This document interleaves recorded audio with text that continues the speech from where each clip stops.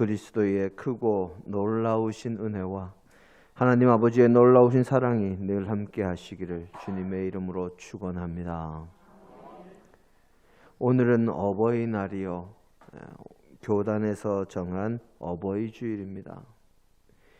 특별히 우리를 사랑하시고 우리에게 늘 베풀기만 하시는 이 부모님에 대해서 다시 한번 생각해보고 그 사랑과 그 은혜와 그 한량없는 그 품을 되새기며 감사하고 그런 부모님을 우리에게 주신 하나님께 감사하는 주일이 바로 어버이 주일입니다. 탈무드에는 이런 말이 있습니다. 하나님께서 너무 바빠서 다 가지 못하시는 경우에는 바로 그곳에 부모를 보낸다, 어머니를 보낸다 하는 말이 있습니다. 하나님께서 우리의 영원한 어버이로 우리에게 사랑을 주시고 우리를 도우시고 우리의 길을 인도하시고 우리에게 은혜를 베푸시지만 너무 바빠서 그럴 상황이 안 될 때 그 대리자로 부모님을 보내셨다 하는 말이지요. 솔직히 하나님께서 우리를 도우시지 못할 만큼 바쁘실 상황이 될 리가 만무하지만 탈무드는 그런 표현으로 이 부모님의 사랑과 은혜에 대해서 그리고 하나님의 사랑과 은혜에 대해서 다시 한번 되새기게 한 것입니다.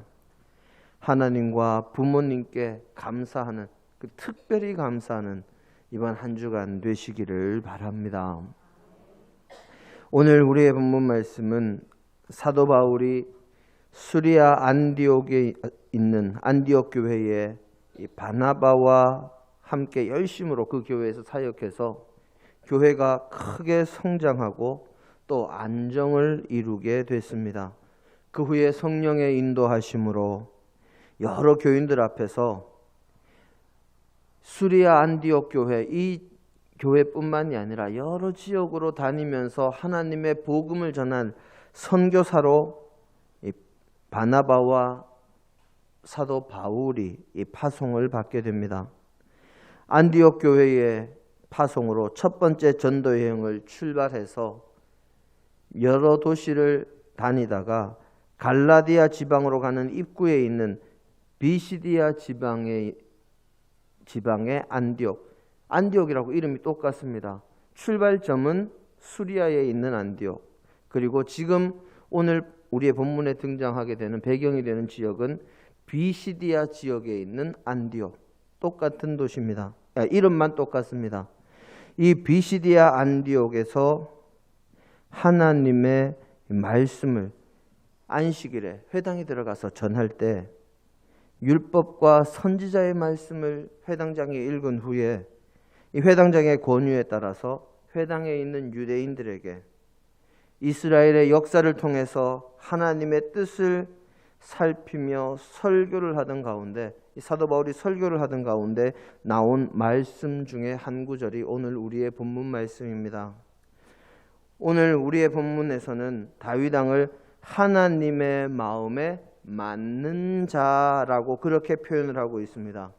그런데 예전에 우리가 읽던 개역 성경에는 하나님의 마음에 합한 자라고 그렇게 번역을 했습니다. 마음에 합한 자든 마음에 맞는 사람이든 어떻게 번역이 되었든 간에 성경은 다윗이 하나님의 마음에 드는 사람, 하나님의 마음에 맞고 하나님을 기쁘시게 하는 사람이라고 표현하고 있는 것이지요. 사실 분명히 다윗의 일생을 처음부터 끝까지 잘 살펴보면 그의 일생 가운데 위대한 점도 있고 특별한 점도 있지만 그의 죄악 그리고 그의 실수, 그가 실족했던 사실들을 알게 되면 이 다윗이 어떻게 하나님의 마음에 합한 사람, 하나님의 마음에 맞는 사람이라는 칭호를 받게 되었을까 궁금한 마음이 생길 수밖에 없습니다. 오늘은 저와 여러분이 다윗의 일생을 함께 되새겨보면서 그가 어떻게 하나님의 마음에 합한 자, 하나님의 마음에 드는 사람이 되었는지를 알아보고 우리들 모두가 하나님의 마음에 합한, 하나님의 마음에 맞는 사람이 되기를 간절히 원합니다. 다윗이 하나님의 마음에 합한 사람, 하나님의 마음에 맞는 자라는 이름을 갖게 된 것은 여러 가지 이유가 있지만 그 가운데 중요한 것 몇 가지를 찾아보면 우선 첫째로 다윗은 하나님의 영광을 생각하며 사는 사람이었습니다.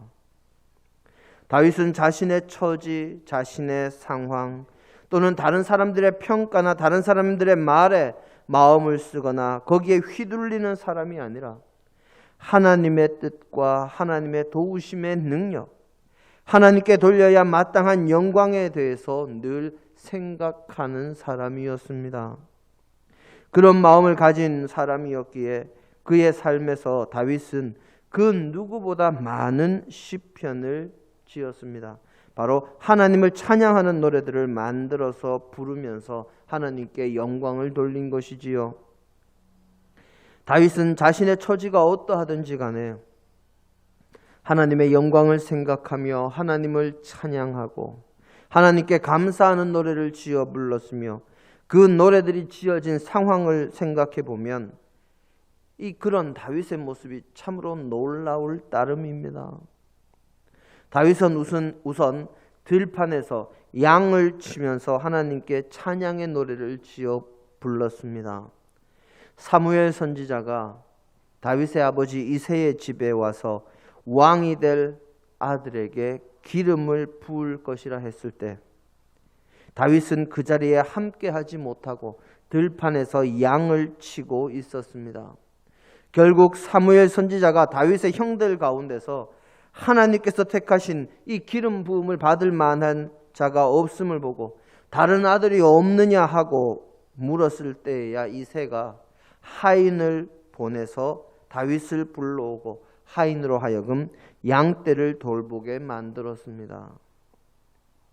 아들들 가운데서 하나님의 복주심, 하나님의 기름 부으심을 받을 만한 자가 있으니 모두 모이게 한 다음에 만나자 하는 그 말을 미리 전하고 갔는데도 다윗은 그 자리에 함께하지 못했으니 그 다윗이 자신의 아버지 이새의 집에서 어떠한 위치를 가지고 있었는지, 그리고 양을 치는 일이 얼마나 좋지 못한 평가를 받고 있었는지 우리는 간접적으로 알 수가 있습니다. 그런 상황에서 들판에서 양을 치면서 다윗은 하나님께 찬양하는 시편을 지어서 바친 것이지요. 다윗이 양을 치던 경험에서 우러나온 시편 가운데 하나가 우리가 잘 아는 시편 23편, 여호와는 나의 목자시니 내게, 그렇죠, 우리 성도님들이 다들 외우실 정도로 잘 아시는 그 시편입니다. 뿐만 아니라 다윗은 정말 어렵고 힘들고 괴롭고 고통스러운 상황에서도 하나님을 찬양하는 시편을 지어 불렀습니다. 우리 성도님들 시편 3편 한번 찾아보시겠습니까?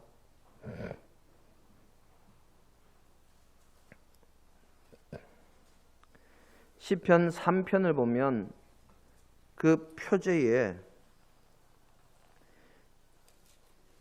이렇게 붙어 있습니다. 다윗이 그의 아들 압살롬을 피할 때에 지은 시라고. 표제가 보이십니까? 예. 자, 다윗이 그러면 그 아들 압살롬을 피할 때가 언제였습니까?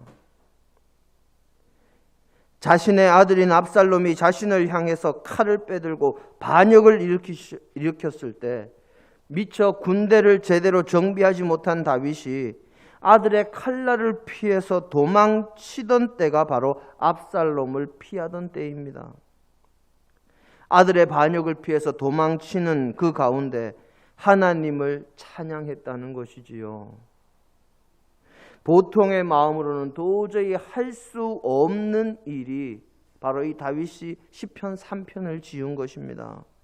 그 참담하고 가슴 아픈 상황 속에서 정말 어찌할 바를 모를 마음의 상태였을 것이지만 다윗은 그런 상황에서도 하나님을 찬양하고 하나님께 영광을 돌렸습니다.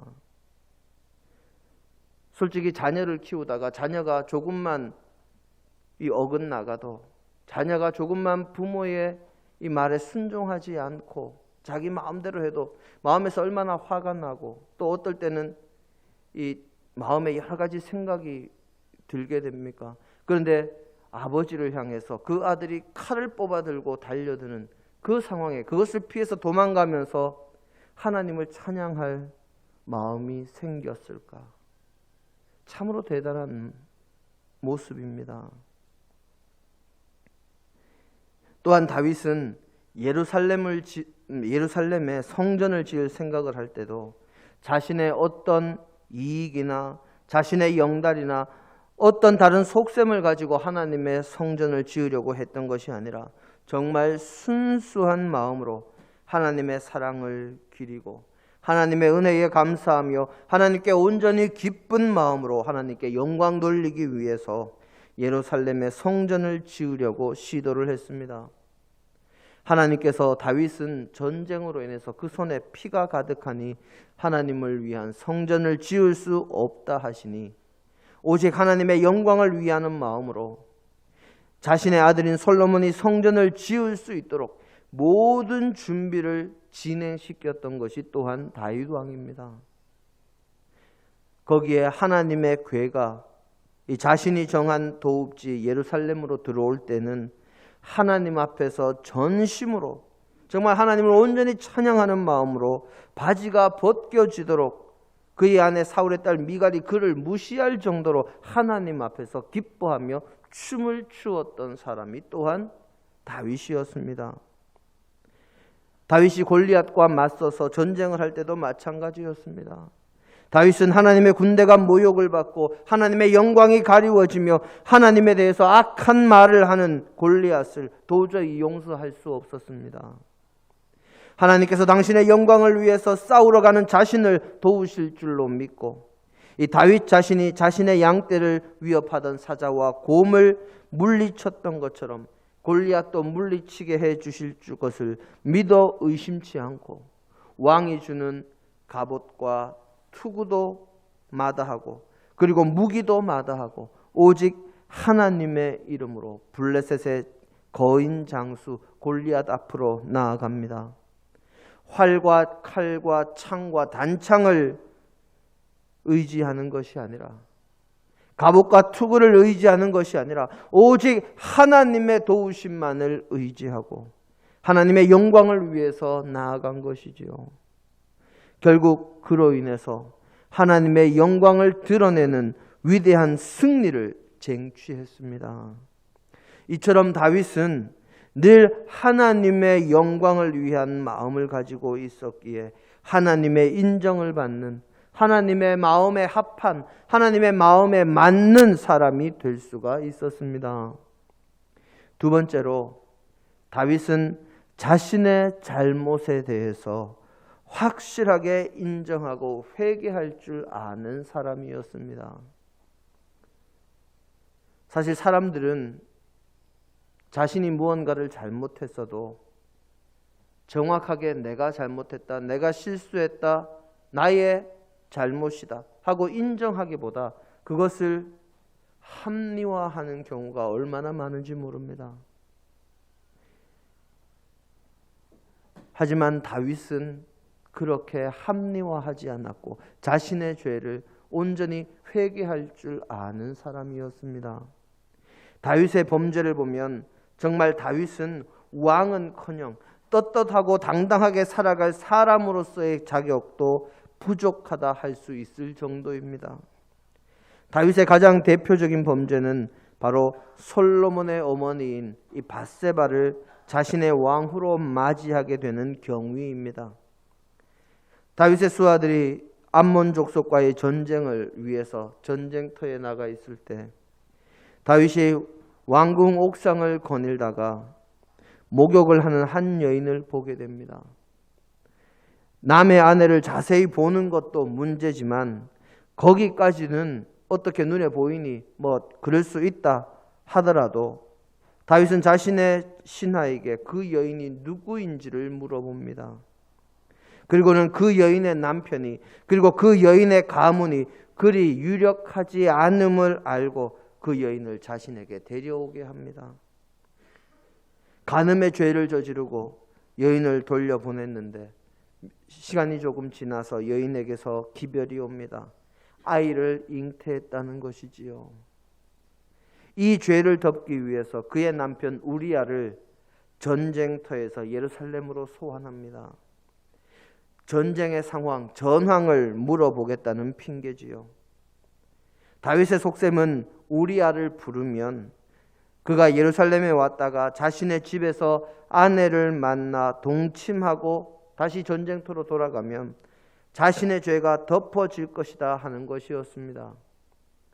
그래서 그를 집으로 가라 하고 왕의 음식까지도 같이 딸려 보냈는데 이 너무너무 충성스러웠던 이 우리아는 전쟁터에 있는 자신의 동료들을 생각하면서 나만 혼자 내 집에서 잠을 잘 수 없다 해서 왕궁의 이 문에서 경계 근무를 서는 병사들과 함께 잠을 잡니다. 결국 자신의 의도가 실패한 것을 알게 된 다윗은 우리아를 가장 치열한 접전지에 보내서 죽게 만들라는 편지를 우리아의 손에 들려서 자신의 군대 장관에게 보내 결국 우리아가 전사하게 만듭니다. 남의 아내와 간음하고 권력을 이용해서 무마하려다가 안 되니까 살인 교사의 죄까지 저질렀습니다. 사람으로서 해서는 안 될 일을 한 가지도 아니고 몇 가지나 저지른 것이지요.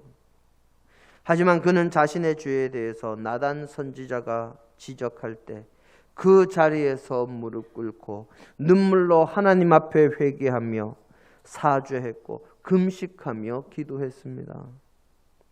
그의 이런 모습은 이스라엘의 민족의 수를 조사했던 사건에서도 동일하게 나타납니다.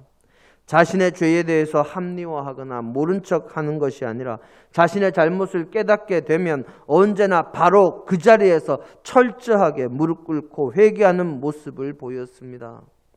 이런 모습이 사울이나 다른 교만한 자들과 완전히 달랐기에 다윗은 하나님의 마음에 합한 자, 하나님의 마음에 맞는 사람이다 하는 이름을 받을 수 있었습니다. 세 번째로 이것이 가장 중요한 항목입니다. 다윗은 언제나 하나님께 묻는 사람이었습니다. 다윗은 어려운 일이 있을 때나 중요한 일이 있을 때, 무언가 결정해야 할 때, 이 갈림길에 있을 때는 반드시 하나님께 여쭙는 사람이었습니다. 다윗은 아무 죄도 없이 단순히 사울 왕의 시기와 오해와 질투 때문에 왕의 군대에 쫓겨서 유대 광야를 유리방황할 때가 있었습니다. 그 당시에 왕의 군대에 이 쫓겨다니는 그 와중에 자신도 어려운 일을 당하고 있는 상황임에도 어려움에 직면한 사람들을 도운 일이 있습니다. 바로 그일라 사건입니다. 블레셋 군대가 그일라 성을 쳐서 그일라 성의 타작마당까지 침략하고 약탈했다 하는 소식을 다윗이 듣습니다. 적군의 침략에 어려움을 당한 동족을 긍휼히 여기는 마음이 그 마음 속에 샘솟습니다. 부하들에게 우리 그일라 성을 도우러 갈까 했더니 부하들이 펄쩍 뜁니다. 지금 우리가 남 걱정할 때입니까? 지금 우리가 다른 사람을 도울 처지입니까? 하는 것이지요. 하지만 다윗은 하나님께 여쭙습니다. 사무엘상 23장 4절에 기록이 되어 있지요. 하나님께 여쭙고는 다윗은 자신의 수하들을 이끌고 블레셋 사람들과 목숨을 걸고 싸워서 그들을 쳐서 물리치고 그일라를 구원했고 빼앗긴 가축들을 그들에게 돌려주었습니다. 그 일이 사울에게 알려져서 사울 왕의 군대가 다윗을 잡으러 이제 그일라로 온다는 소식을 들었을 때 다윗은 다시 한번 하나님께 여쭙습니다. 사무엘상 23장 11절에 기록되어 있지요. 하나님께서 그일라 사람들이 사울에게 자신을 넘겨줄 것이라고 하나님께서 다윗에게 대답하니 다윗이 그일라를 떠나서 갈 수 있는 곳으로 갔다고 성경은 기록하고 하나님께서는 다윗과 그의 수하들을 보호하셨다 기록하고 있습니다. 자신의 수하들, 지금 목숨을 걸고 도망다니는 상황에서 자신을 지지하고 자신을 따르는 그 사람들의 반대를 무릅쓰고 하나님께 여쭙고 하나님의 뜻대로 행했는데 자신에게 어려움이 닥쳤습니다. 그런 상황이 닥치면 하나님께 원망을 할 법도 한데 다윗은 그냥 하나님의 뜻에, 하나님의 말씀에 아무런 말도 없이 따릅니다. 오직 하나님의 뜻에 자신을 맡긴 것이요, 하나님께 순종하는 모습을 보인 것이지요. 그 뒤에 시글락에서도 다윗은 자신의 목숨이 달린 상황에서도 하나님께 여쭙고 하나님의 뜻대로 행하는 모습을 볼 수가 있습니다. 다윗이 유대 광야에서 사울의 추격에 더 이상 견딜 수가 없어서, 유대 땅에서는 더 이상 어떻게 숨어 있을 수가 없어서 블레셋 땅에 숨어 들어가게 됩니다. 그리고 그곳에서 시글락이라는 성에서 몸부쳐 살게 됩니다. 그때 블레셋과 이스라엘 사이에 전쟁이 일어납니다. 식객으로 시글락에 들어가 있으니 어쩔 수 없이 이스라엘과의 전쟁, 동족과의 전쟁에 함께 참여해야 될, 블레셋 군대로 참여해야 될 상황입니다. 그때 하나님의 도우심으로 동족과의 전쟁을 피하고 다시 시글락으로 돌아올 수 있는 길이 열립니다. 시글락으로 돌아와 봤더니 블레셋 군에 합류했다가 다시 시글락으로 돌아오는 그 시간 동안에 아말렉 족속이 시글락에 남겨두었던 모든 가족들과 재산, 가축들을 침략해서 사람들은 포로로 붙잡아가고 가축들과 재물들은 다 약탈을 한 상황이었습니다. 시글락에 돌아온 다윗과 그 부하들이 그 상황을 보았는데 다윗의 부하들이 자신들의 가족이 모두가 다 포로가 된 상황에 분노해서 자신들을 이끌고 있던 다윗을 돌로 쳐서 죽이자 하는 이야기가 나옵니다. 그때 다윗은 지금 자신의 목숨이 위태로운 시급한 상황임에도 불구하고 그는 하나님 앞에 무릎 꿇고 하나님의 뜻을 여쭙는 모습을 보입니다. 결국 하나님의 말씀대로, 하나님의 응답대로 행함으로 아말렉 군대를 따라가서 그들을 쳐서 멸하고 모든 약탈당했던 물질들과 사람을 되찾을 뿐만 아니라 많은 전리품까지 가지고 돌아오게 됩니다. 이런 모습은 나중에 왕이 되어서 하나님의 전을 지으려 할 때도 나타나지요. 하나님의 전을 짓고 싶다고 나단 선지자에게 이야기했을 때 나단 선지자가 처음에는 승낙했다가 그날 밤에 하나님의 음성을 듣고 다시 다윗 왕에게 와서 당신은 손에 피가 가득하니 성전을 지을 수 없습니다 했을 때 주님의 말씀 그대로 순종하는 모습을 보였습니다. 다윗은 어려울 때나 편안할 때나 기쁠 때나 슬플 때나 좋을 때나 나쁠 때나 급할 때나 그렇지 않을 때나 늘 하나님께 여쭙고 그 뜻대로 행하는 모습을 보인 것이지요. 사실 누구에게 묻는다 하는 것, 그것은 자신의 뜻이 아니라 자기가 묻는 그 사람의 뜻을 존중한다는 것입니다. 그것은 늘 자신에게 유리한 결과가 나오지 않을 수도 있고 자신에게 유리한 결과가 나오지 않을 수 있음에도 불구하고 묻는 것이요, 자신이 원하는 결과가 나오지 않을 수 있음에도 묻는 것이요, 결국 묻는다는 것은 자신의 뜻을 앞세우는 것이 아니라 자신이 묻는 상대의 뜻을 더 중요시하겠다는 것입니다. 그래서 다윗이 하나님께 여쭈었다 하는 것은, 하나님께 물었다 하는 것은 오직 하나님의 뜻에 자신의 모든 것을 맡기겠다는 표현이요, 모든 일에서 하나님을 존중하고 자신의 뜻을 내세우는 것이 아니라 하나님의 뜻에 순종하는 모습을 보이겠다는 결단의 또 다른 표현입니다. 그래서 다윗은 하나님의 뜻에, 하나님의 마음에 합한 자, 맞는 자가 된 것입니다. 사랑하는 성도 여러분, 5월은 가정의 달이요, 오늘은 어버이 주일이요, 어제 그저께는 어린이날이었습니다.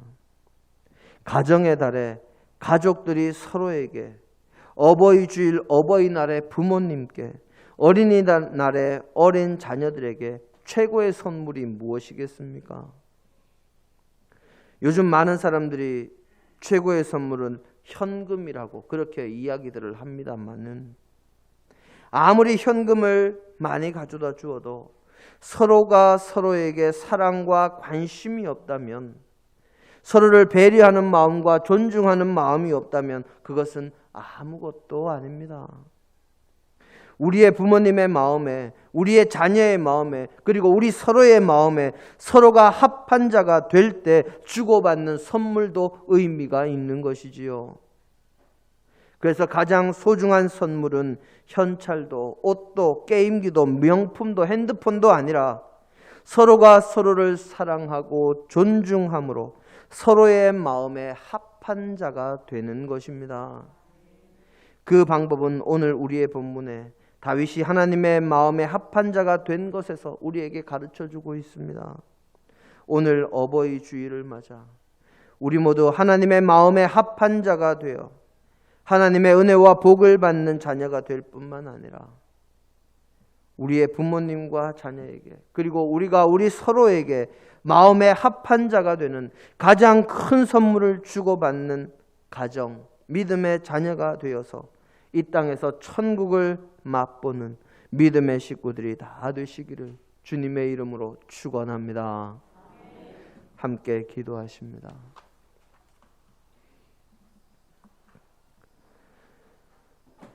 우리에게 사랑을 베푸시는 하나님, 주님께서 우리를 사랑하시고 늘 우리에게 좋은 것을 주기를 원하시는 그 마음을 저희가 기억하게 하시고, 저희도 언제나 주님의 뜻에 순종하며 주님을 찬양하며 주님을 바라보며 믿고 의지함으로 주님의 마음에 합한 자가 되는 아름다운 자녀가 되도록 주님 우리를 붙들어 주옵소서.